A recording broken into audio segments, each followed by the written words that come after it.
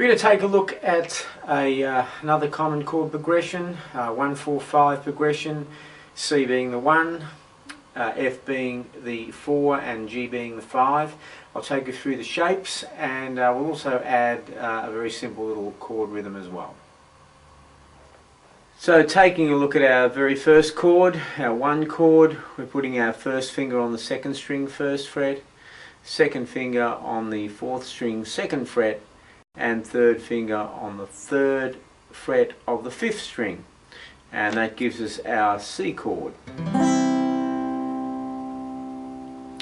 Going to our F chord, a little bit different here because we've got to put our first finger flat over the E and B string on the 1st fret.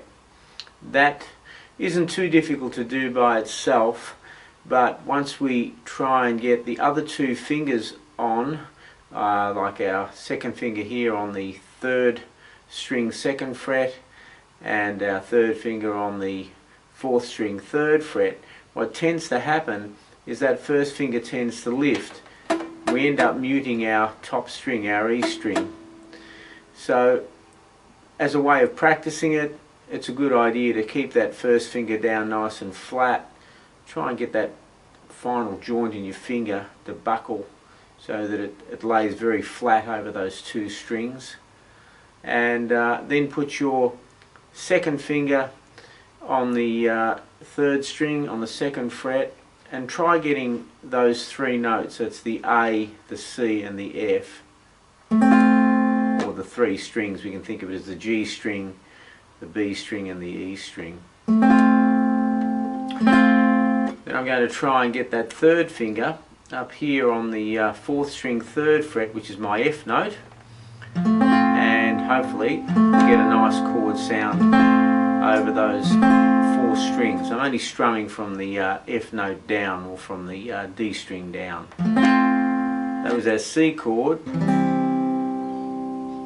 our F chord, and now finally our G chord. 2nd finger, well, there's a number of ways you can play it, but we'll go with this format. There we go, 2nd finger here on a B note, which is on the 2nd fret of the A string. Then we've got our 3rd finger up the top here on the G string 3rd fret, and the pinky is going to be down here on the 3rd fret of the E string. So I've now got that chord, which is our G chord, and I'm strumming all 6 strings, that being our G note at the top.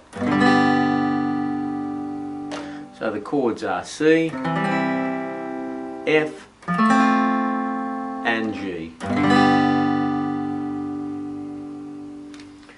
Just giving you a little bit of a look at my thumb position here. I definitely don't want it sort of parallel to the neck. So a little bit left to right is okay, a little bit up and down is okay. C chord, F chord, G chord. There's just a little bit of movement there, but make sure you don't have it sitting flat down here facing the headstock with your nail up towards the headstock. Keep it pretty much pointing towards the ceiling. Now rhythmically, what I'm doing is I'm just going to play down, down, up, down, up, down, up, down, down, up, down, up, down, up. So my downstroke is a crotchet, 1, 2, and I'm going into quavers, 1, 2, and 3, and 4, and 1, 2, and 3, and 4, and interesting thing to note is when I'm playing down on the chord, I'm kind of playing from my A string here right through.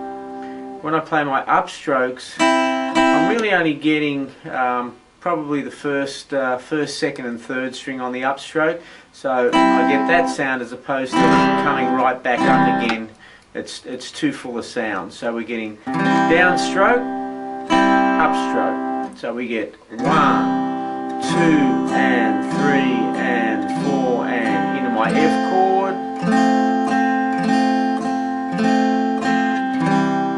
Back to my C, into my G chord, and of course course, as you get a little bit more confident, you can speed that process up. Just another little thing to point out, when you're strumming, make sure your strumming's nice and even. We're playing 4 beats of the bar, so we've got 1, 2 and 3 and 4 and 1, 2 and 3 and 4 and 1. We don't want to have a situation where we've got a little gap between the chords. When you first start playing those chord changes, you do tend to have a gap, but try and keep the rhythm going regardless. 1, 2 and 3 and 4 and straight in on the 1, 2 and 3 and 4 and 1, 2 and 3 and 4 and 1, 2 and 3 and 4 and 1.